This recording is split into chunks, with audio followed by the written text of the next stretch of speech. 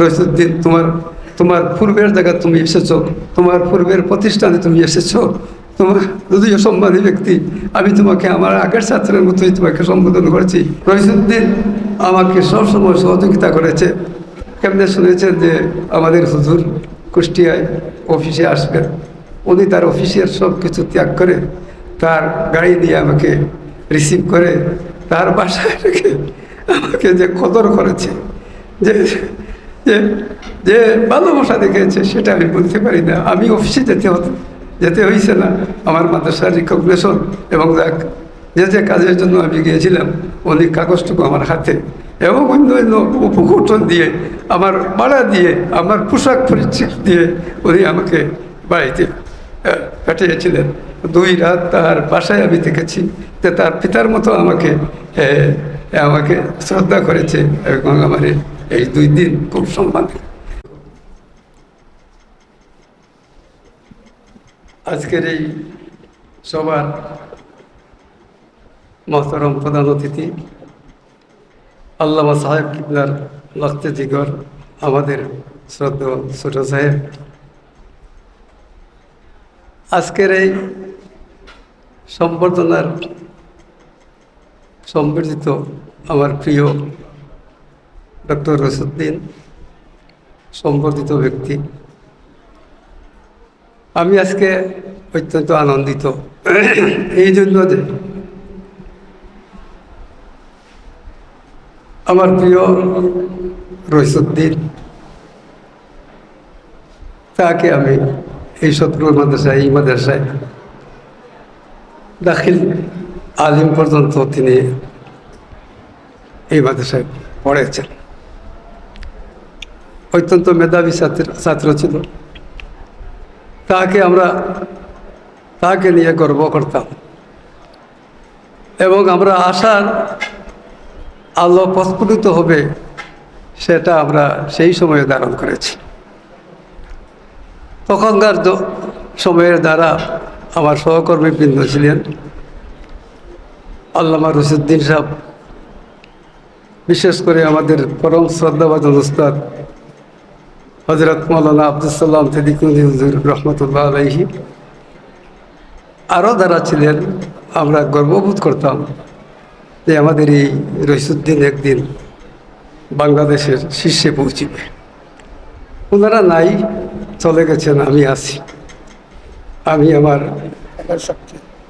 অশ্রুসুক্ত সিক্ত পারাক ভাবে ভাব প্রকাশ করছি। সেই সব সমাজকে আমাদের পালিত হয়েছে। তার একটা কারণ, আমি এর পূর্বে আমি পরম শ্রদ্ধা সহকারে স্মরণ করছি আমাদের মরহুম ও মকবুর, আমার পরম উস্তাদ জনাব সতফির রহমতুল্লাহ আলাইহি, আমার শ্রদ্ধেয় উস্তাদ আল্লামা সাহেব কিবলা ফুলতলি রহমতুল্লাহ আলাইহি, আমার অত্যন্ত বক্তব্য শ্রদ্ধেয় উস্তাদ জনাব ফরগুজুল্লাহ সৈয়দা সাহেবকে, যার কাছে আমি তফসিরে বোঝাই এই মাদ্রাসায় পড়েছি। আল্লামা সাহেব কিবলা আমাদের মাদ্রাসায় দর্শে বুখারী ফাজিল ক্লাসে তিনি হেদায়া পড়াইতেন। আমি তার ক্লাসে উপস্থিত থেকে আমি নন্দিত হয়েছি, আমরা অত্যন্ত লাভবান হয়েছি। আজকে ওনারা নাই, আমি দোয়া করি আল্লাহ যেন তাদেরকে, তাদের খবরকে রওজাত, আল্লাহ যেন খবরকে বেস্তার বাগান বানাইয়া দেন, আল্লাহুম্মা আমিন। মোহাম্মদ রইসুদ্দিন, তার বাড়ি আমার মাদ্রাসার একবারে নিকটে। সে ঘুম থেকে উঠে মাদ্রাসায় আসত। মাদ্রাসায় এসে সে আমাকে অফিসে দেখত এবং বলতো, হুজুর কাউকে পাই না পাই আপনাকে তো পাবো, সুতরাং আমি সকালে এসেছি। তার হাতে ক্লাসের কিতাব থাকতো, রুটিনের কিতাব থাকতো। অনেক সময় আমার কাছেও কিতাব নিয়ে আসতো। এই সবকটি হুজুর কালকে রাত আমি জব্দ করতে পারি নাই, একটু আমাকে পাঠাইয়া দিন। তো যা পারতাম বলে দিতাম, হুজুররা তাকে বলে দিত। একটা মেধাবী ছাত্র, তার ক্লাসে আমরা গর্ব সহকারে বসতাম যে আমরা উস্তাদ হইলে কী হইব, যদি ভুল হয় আমাদেরকে শুধরাইয়া দিবে। অনেক ক্ষেত্রে আদব সহকারে তার কাছ থেকে আমি কোনো দিন, যেহেতু আমি প্রশাসক ছিলাম, প্রিন্সিপাল ছিলাম, বেয়াদবের কোনো মাত্রা পাই নাই। ভদ্র নম্র, সে উস্তাদ ভক্ত ছিল। আজকের দিনে আমি একটি ঘটনা স্মরণ করব, যদিও এই গুরুত্বপূর্ণ মহফিলে এটা বলা ঠিক হবে না, এরপরেও ছাত্রদের শিক্ষার জন্য আমি বলছি। উনি যখন আলিম ক্লাসের ছাত্র, আমাদের মাদ্রাসার একটা ঐতিহ্য ছিল, আমাদের ছাত্রদেরকে আমরা চুল রাখতে দিতাম না, আমাদের ছাত্রদেরকে আমরা প্যান্ট পরতে দিতাম না, আমাদের ছাত্রদেরকে আমরা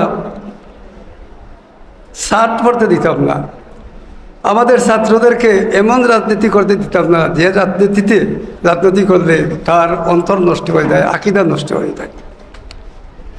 আমরা ছিলাম শক্ত, এবং আমাদের প্রিয় রসুদ্দিন তারা ছিল এই বিভাগের অতন্ত্র প্রহরী। তাদের কারণে, তাদের প্রচেষ্টায় আমরা শক্ত হাতে যখন আমাদের কমলমনা ছাত্রদেরকে অন্য আকীদা সম্পন্ন সংগঠন জোর করে নিয়ে সেই আকীদায় ভর্তি করত, কিন্তু আমরা শক্ত অবস্থানে এবং ওদের মতো অতন্ত্র প্রহরী থাকার কারণে আমাদের এই মূলনীতি, আমাদের মাদ্রাসাকে মূলনীতির উপরে, সাহেব কিবলার মস্তকের উপরে আমরা রেখেছি ইনশাআল্লাহ। আমি একদিন তাকে সামান্য একটু শাসনের নিমিত্তে, তাকে নয়, তার মাধ্যমে অন্যকে শাসন করার জন্য আমি বেত নিয়ে ক্লাসে ঢুকেছিলাম। সে হেসে বলেছিল, হুজুর খুব ভালো একটি কাজ করেছেন, যদিও আপনি বেত নিয়ে আমাদের ক্লাসে ঢুকেছেন, কিন্তু আমরা তো বেয়াদবি করি নাই, আমাদেরকে শাসাইবেন না, কিন্তু যারা বেয়াদব এরা তো শাসিত হয়ে যাবে। এই বুক পড়া আশা নিয়ে ওদেরকে সামনে রেখে আমি দীর্ঘ 34 বছর এই মাদ্রাসার পরিচালনার দায়িত্বে ছিলাম। আমার একটা স্লোগান ছিল, আমার ছাত্ররা যাতে তাদের আকীদা বিনষ্ট না হয়, আমার ছাত্ররা মদিনার দিকে ধাবিত হবে, আমার ছাত্ররা আল্লামা সাহেব কিবলা ফুলতলি সাহেবের মস্তকের প্রতি ঝুঁকে যাবে। এই স্লোগান নিয়ে আমি আমার মাদ্রাসাকে পরিচালনা করেছি, এবং রইসুদ্দিন আমাকে সবসময় সহযোগিতা করেছে। আমি যখন মাদ্রাসার প্রিন্সিপালের দায়িত্ব, তখন মাদ্রাসার স্বীকৃতির জন্য কুষ্টিয়া যেতে হতো। আমি ঢাকায় গিয়ে অনেক সময় অফিস করেছি, কুষ্টিয়া দেওয়ার আমার এই সুযোগ হয় না। একদিন আমি মাদ্রাসার কাজে কুষ্টিয়া যেতেই হলো।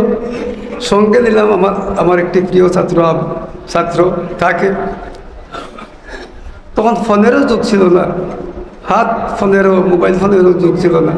যাই হোক, উনি কেমনে শুনেছেন যে আমাদের হুজুর কুষ্টিয়ায় অফিসে আসবেন, উনি তার অফিসের সব কিছু ত্যাগ করে তার গাড়ি দিয়ে আমাকে রিসিভ করে তার বাসায় রেখে আমাকে যে কদর করেছে, যে ভালোবাসা দেখেছে, সেটা আমি বলতে পারি না। আমি অফিসে যেতে হয়েছে না, আমার মাদ্রাসার রিকগনিশন এবং যে কাজের জন্য আমি গিয়েছিলাম, অনেক কাগজটুকু আমার হাতে এবং অন্য উপকৌশল দিয়ে, আমার ভাড়া দিয়ে, আমার পোশাক পরিচ্ছদ দিয়ে উনি আমাকে বাড়িতে পাঠিয়েছিলেন। 2 রাত তার বাসায় আমি দেখেছি যে তার পিতার মতো আমাকে শ্রদ্ধা করেছে, এবং আমার এই 2 দিন খুব সম্মান। আজকের দিন আমি একটু আগে বলেছি পারভেজকে, এইরকম একটি সম্বর্ধনা অনুষ্ঠান স্বল্প সময় হয় না। যাই সকলেরই সময়ের প্রয়োজন, আমাদের ডক্টর রইসুদ্দিনেরও সময়ের প্রয়োজন। তাই যারা জীর্ণ অনুষ্ঠান, এই স্বল্প সময়ের মধ্যে রইসুদ্দিন, তোমার পূর্বের জায়গায় তুমি এসেছো, তোমার পূর্বের প্রতিষ্ঠানে তুমি এসেছো, তোমার যদিও সম্মানী ব্যক্তি, আমি তোমাকে আমার আগের ছাত্রের মতোই তোমাকে সম্বোধন করেছি। এটা তোমার প্রতিষ্ঠা, এটা তোমার বাড়ির প্রতিষ্ঠা, তোমার প্রতিষ্ঠান। এই প্রতিষ্ঠা তুমি এখন বাংলাদেশ সরকারের শিক্ষা ডিপার্টমেন্টে সর্বোচ্চ ব্যক্তি। আমার এই প্রতিষ্ঠানকে তুমি খেয়াল রাখবে, বিশ্বনাথের প্রতিষ্ঠানগুলোকে তুমি মনে প্রাণে খেয়াল রাখবে, যাতে করে এই প্রতিষ্ঠান সমূহে আমাদের মস্তকের কোনো ব্যতিক্রম না ঘটে। এই কথা বলে, এই আবদার রেখে, সকলের দোয়া চেয়ে আমি আমার কথাগুলো শেষ করছি। ওয়া আখিরু দাওয়ানা আলহামদুলিল্লাহি রাব্বিল আলামিন। আসসালামু আলাইকুম। অসংখ্য মোবারক মোহতারাম পাকিস্তানি হুজুর মহোদয়কে সম্মানিত উপস্থিতি এ পর্যায়ে আসন্ন